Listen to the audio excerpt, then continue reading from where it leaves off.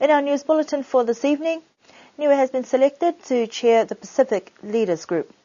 Day 6 at the Commonwealth Games returns with results as some of Team Niue sports codes complete their competitions. New sirens have been installed as part of tsunami preparedness and awareness. Matawai Resort has been nominated for the prestigious Australasian Hotels Management Award. The Pool B semi-final in the women's Kilikiki season hits a stalemate.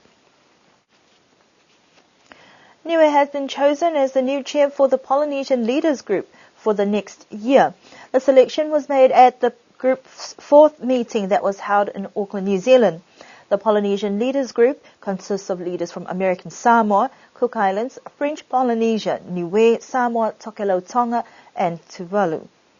The one-day meeting was held to discuss common challenges, in particular marine resources, climate change, energy, sustainable development, and also to consider Tokelau's application to become an associate member of the Pacific Island Forum. This is but a series of meetings that Premier Toke Talangi will be attending. He is now at the Pacific Island Leaders Forum that is being held in Palau. Competition is high at the Commonwealth Games in Glasgow, Scotland, as it progresses into Day 6, with Australia leading in the medal standings. Team Niue are in the midst of competition, with some codes completing their events. Niue's clay target shooting team have completed their events in the qualifying rounds in the shotgun category.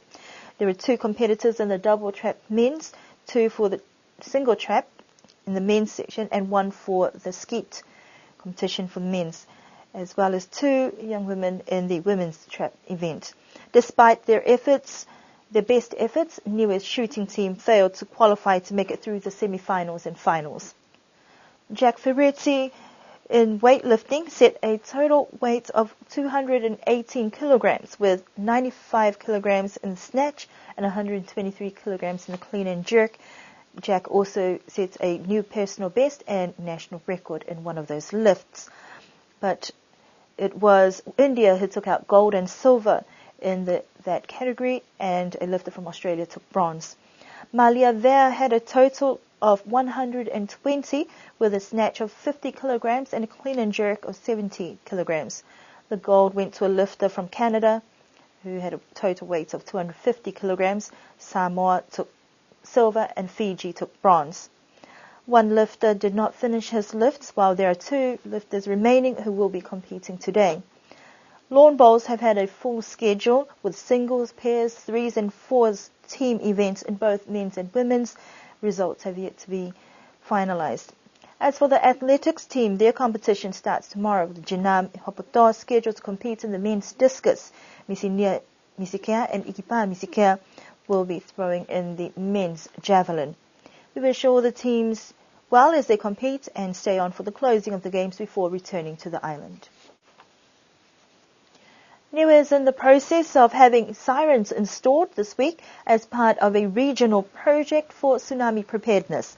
The project is supported by the Ministry of Civil Defence in New Zealand and sees a collaboration between the Niue Police Department, Telecom and Niue Meteorological Service, with training yet to be provided to staff to operate the new system.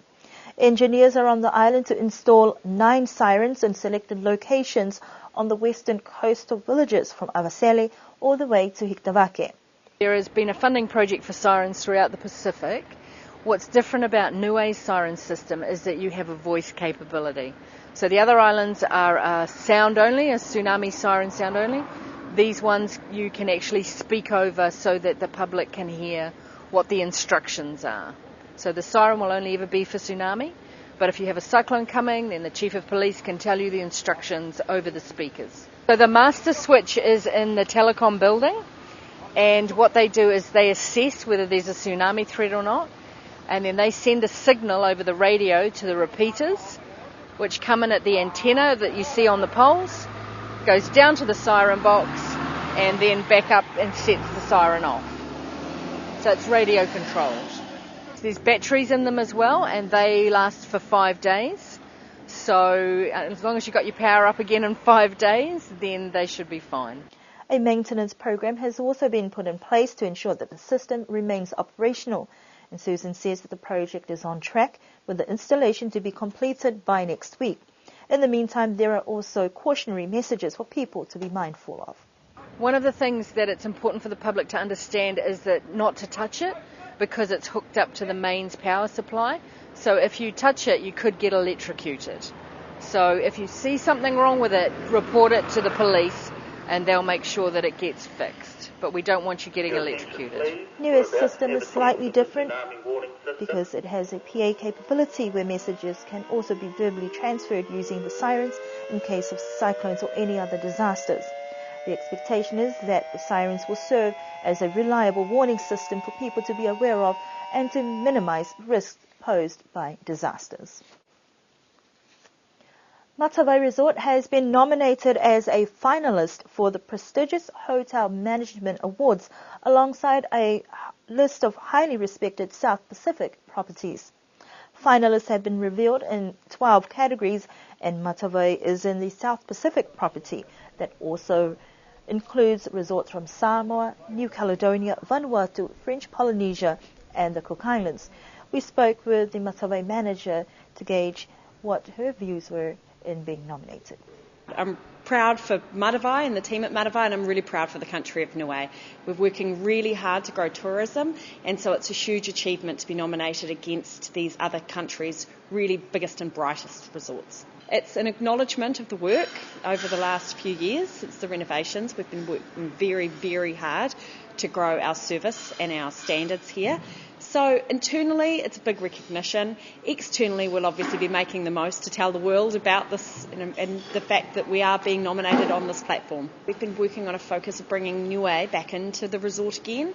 So we've worked really, really hard to bring the cuisine, the language, the art into the resort. Those have been the main goals, is to connect the resort really deeply with the heart of Niue again. On an infrastructure side, we've put a lot of work into our gardens, our swimming pools, getting the standard of the resort up to what's expected of a 3.5, 4-star resort around the rest of the world. It's an annual awards. I'm not certain how we were nominated, so we will be looking further into how we managed to achieve this recognition.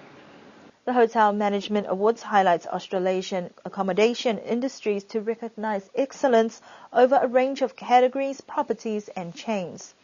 The event is expected to attract around 600 hotel industry professionals, and winners will be announced at the awards evening in Sydney on the 5th of September. The women's Kilikiki season appears to have hit a stalemate with the playoffs between Avasele and Tuapa last Saturday.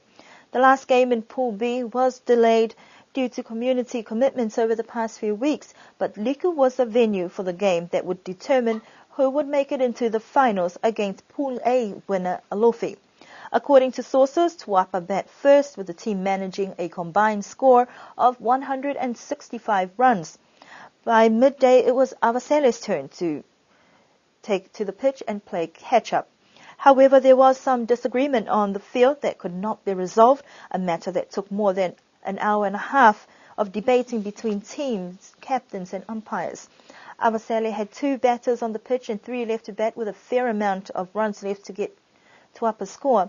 The game took a difficult turn. The game also took an abrupt end with both teams at odds with a decision. A final decision on who will move on to the finals against Alofi is uncertain, but the Women's Kilikiki Committee was set to have a meeting this afternoon. That concludes our news bulletin for this evening.